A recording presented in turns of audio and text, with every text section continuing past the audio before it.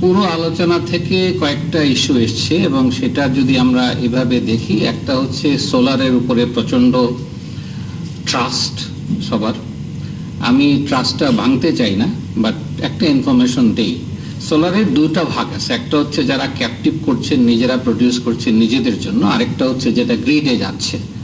গ্রিডের স্টোরিটা বলি তাহলে বুঝতে পারবেন। আমাদের এখনকার প্রোডাকশন ক্ষমতা গ্রিডে প্রায় 1000 মেগাওয়াট।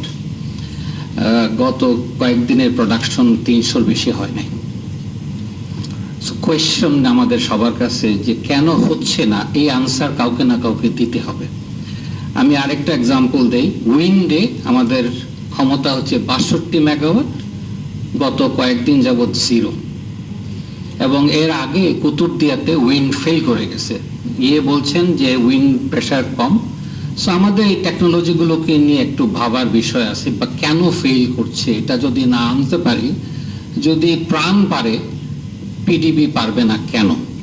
সো এই কোয়েশ্চনটা আমি আনছি এই কারণে যে পিডিবি আর অ্যাটলিস্ট এনার্জি সেক্টর, again আমি researcher, energy sector has been accused of corruption for many years. Let us not forget this.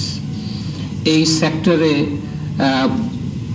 সেক্টরে প্রচুর প্লেয়ার আছে, বড় প্লেয়ার আছে, ছোট প্লেয়ার আছে, মাঝারি প্লেয়ার আছে, কোনো প্লেয়ার নাই হয়ে গেছে। যেমন সোলার হোম সিস্টেম প্লেয়ার হিসেবেই নাই হয়ে গেছে। কেন নাই হয়ে গেল? এত টাকার ইনভেস্টমেন্ট, 20 বছরের ইনভেস্টমেন্ট আমরা করলাম, 5 বছর 6 বছর পরে এটা নাই হয়ে গেল।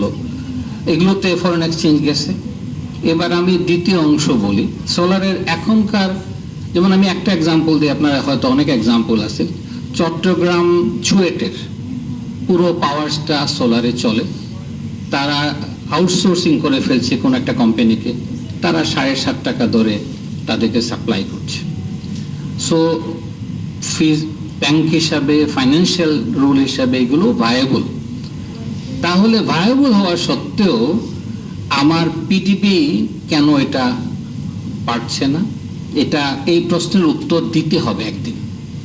এবং যতক্ষণ আপনারা প্রমোট করবেন, আমাদের মতো গবেষকরা প্রশ্নটা করে যাবে যে কেন দিতে পারলো না। যদি 30%, মানে আপনি খেয়াল করে দেখেন, 1700 মেগাওয়াট রিনিউয়েবল এনার্জির মধ্যে 378 মেগাওয়াট গতকালকে প্রোডাকশন হয়েছে। তার মানে রাফলি অ্যাবাউট 20%, 22% যদি হয়, আর এর যদি ইম্পোর্টেড কস্ট 10 পয়সা হয় পার মেগাওয়াট কিলোওয়াট আওয়ার, সেইভাবে চিন্তা করেন, তাহলে 22% এফিসিয়েন্সিটা ডাবল হয়ে গেছে। এটা ফার্নেস অয়েল চেয়ে বেশি কস্টিং হবে।